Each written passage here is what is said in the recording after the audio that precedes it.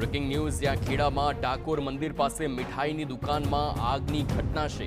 ડાકોરમાં મંદિર પાસેની આ ઘટના ફાયર વિભાગ દ્વારા આગ ઓલવવાનો પ્રયાસ કરવામાં આવ્યો, પરંતુ ડાકોરમાં મંદિર પાસે સાંજે 7:30 વાગે આગ લાગી હોવાનું અનુમાન। મીઠાઈની દુકાનમાં આગ અને તેના દ્રશ્યો જુઓ, આખી દુકાન બળીને ખાખ થઈ ગઈ છે।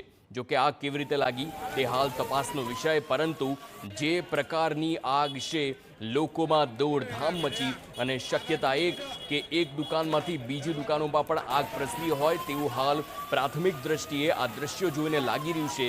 આ ભયંકર આગના કારણે આખા વિસ્તારમાં અફરાતફરી પણ મચી ગઈ, જાણે આખી દુકાન બળીને ખાખ થઈ હોય, પરંતુ સદનસીબે આખી આ ઘટનામાં કોઈ જાનહાનિના સમાચાર નથી।